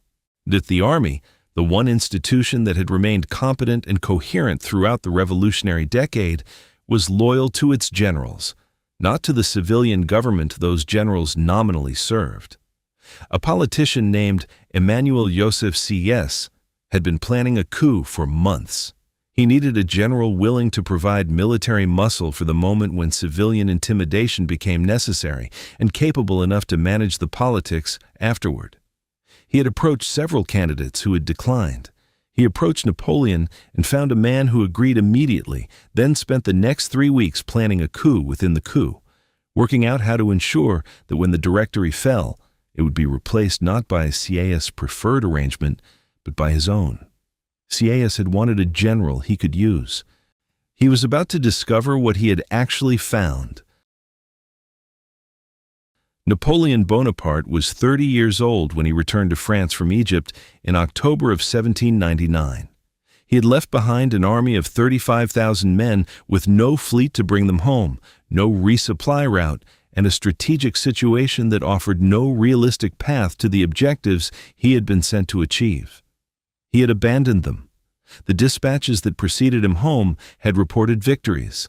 The defeats and the abandonment had not yet arrived in the press.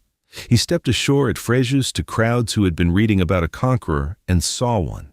The man the crowds were cheering was genuinely extraordinary in ways that the cheering somewhat obscured. He had been born in Corsica in 1769, the year France acquired the island from Genoa, which made him technically French by 1 year's margin.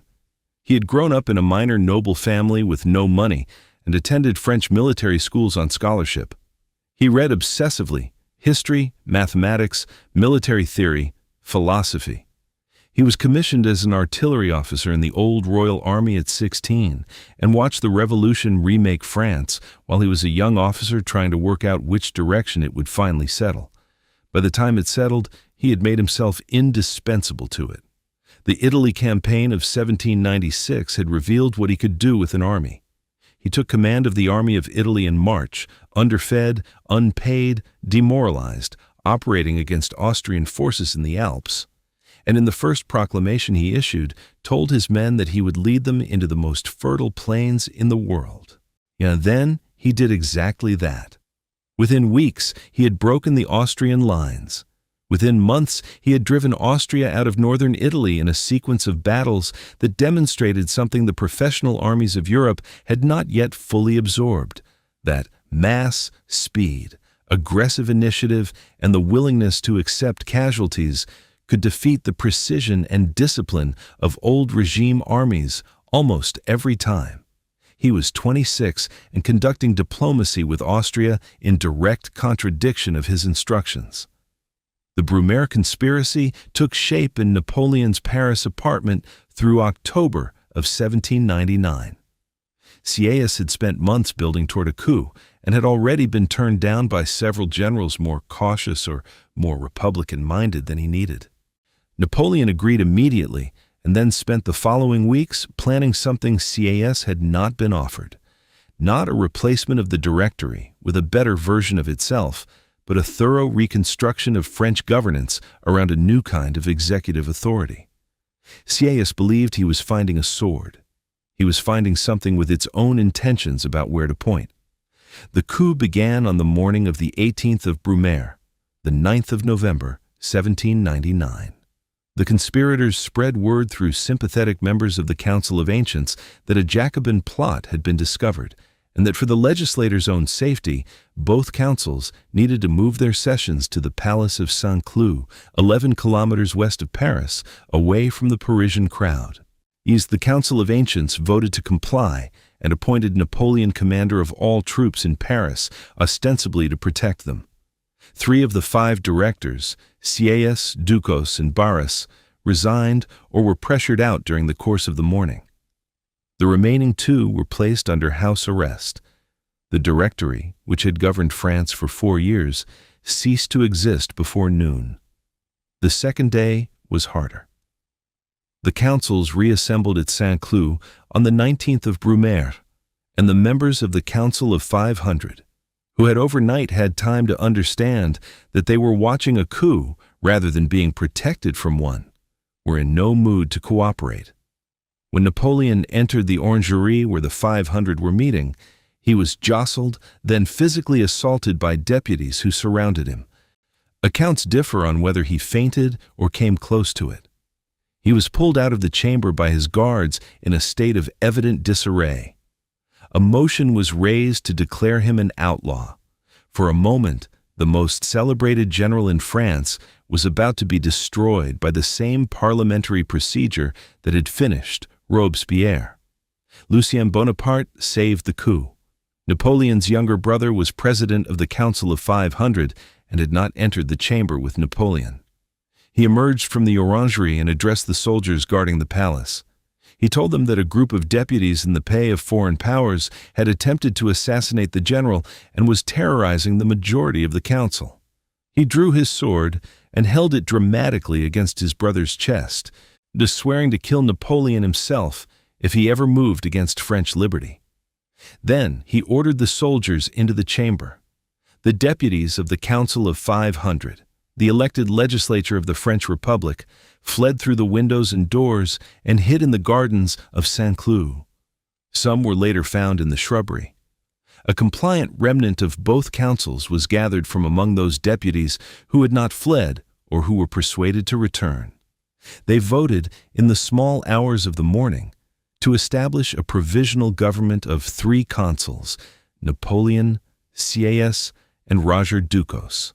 They were also persuaded to vote for their own dissolution, the councils that had been the central institution of French government since 1791, that had declared the Republic, tried and executed the king, and outlasted the terror, voted themselves out of existence in a midnight session, attended largely by men who were afraid of the soldiers standing behind them. The streets of Paris were quiet. No tocsin rang, no sections mobilized. The revolution, which had begun with the people of Paris in the streets, ended with the people of Paris indoors, too exhausted to object. Sieyès had designed the Constitution of Year 8, expecting to be its dominant figure. He produced elaborate proposals for a system of absorbed powers that would concentrate authority in institutions he intended to control. Napoleon sat through several sessions of constitutional drafting, asked precise questions, and then had his allies rewrite the document. The Constitution of Year 8, adopted in December of 1799, decreated a first consul, a position with powers so broadly drawn that whoever held it was, in practical terms, the government. The Senate, which interpreted the Constitution, was appointed by the first consul. The legislature could not initiate legislation. The first consul could rule by decree. Sieyès was offered a seat on the Senate and a generous pension, and retired from active politics within the month. Napoleon moved quickly to consolidate a France that had spent 10 years discovering new reasons to be ungovernable. He negotiated the Concordat with the Pope in 1801, restoring the Catholic Church to a legal status in France while keeping it firmly subordinate to state authority. He reconciled with the émigré nobles, offering amnesty to those who returned and pledged loyalty to the new order. He stabilized the currency, reorganized the tax system, and created the Bank of France. He rewrote French law in the Napoleonic Code, which abolished feudal privileges, guaranteed equality before the law for male citizens, standardized property rights, and established civil marriage and divorce.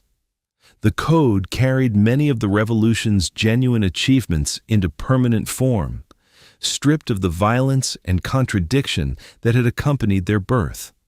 The Napoleonic Code was not a revolutionary document. It was a conservative consolidation of revolutionary gains, weighted toward property rights and the authority of the male head of household, explicitly reversing the Revolution's tentative advances in women's legal standing. It re-established slavery in France's Caribbean colonies, which the Convention had abolished in 1794. What it did was make the survival of the Revolution's most durable achievements, the end of feudal privilege, equality before the law, the secular state, structurally permanent in a way that no constitutional document of the preceding decade had managed to be. It spread across Europe in the saddlebags of Napoleon's armies and left a legal architecture that outlasted the empire that carried it. The question of what the revolution had actually been for was one that the survivors of it argued about for the rest of their lives without reaching agreement. It had abolished absolute monarchy and produced a military dictator. It had declared the rights of man and killed 40,000 people in the name of liberty. It had dismantled the church and replaced it with a cult of reason, then a cult of the supreme being, then a concordat with Rome. It had promised equality to 27 million people and delivered it most completely to the bourgeoisie, the lawyers and merchants and landowners who had inherited the political structures the revolution built, while the peasants and urban workers who had made it possible continued to carry the weight of a society reorganized around new arrangements of the same essential inequality. What the revolution unmistakably did was destroy the ideological foundations of the old order and make them permanently unrecoverable. No subsequent French government ever successfully argued that rank conferred political authority, that the church held sovereignty over civil life, or that the poor owed deference to the noble by divine right. The Ancien Régime, the system of organized inequality that had seemed as permanent as the seasons, never came back. The Bourbon monarchy would be restored after Napoleon's fall and would attempt restoration of its authority. But it would be operating in a country whose people had spent a generation learning that governments could be changed, that kings could be tried, and that the claim of divine right was a piece of theater that collapsed the moment anyone stopped performing it. Napoleon was proclaimed Emperor of the French on the 2nd of December, 1804, in a ceremony at Notre Dame, in which he took the crown from the Pope's hands and placed it on his own head. The gesture was deliberate and understood by everyone who witnessed it.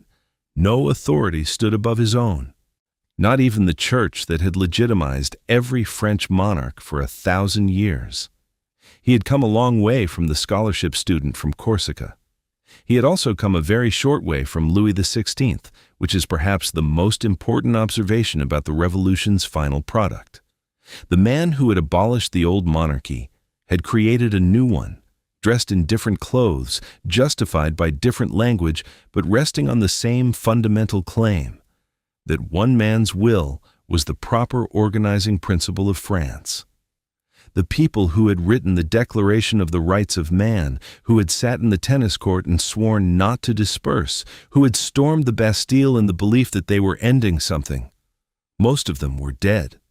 Robespierre was dead. Danton was dead. Marat had been dead since the summer of 1793. The Girondins were dead. Saint-Just was dead. Louis XVI was dead. Marie Antoinette was dead. The survivors had mostly found accommodation with the new order, or had retreated into private life, or were serving Napoleon in capacities that required them not to think too carefully about the distance between where they had started and where they had arrived. The revolution had consumed its own in the literal sense. It had eaten almost everyone who had led it. 10 years, one country, a monarchy abolished, a king executed, a church dismantled, a calendar rewritten, 40,000 citizens killed in the name of liberty, wars fought across an entire continent, and at the end of it all, a man with a crown on his head who had put it there himself.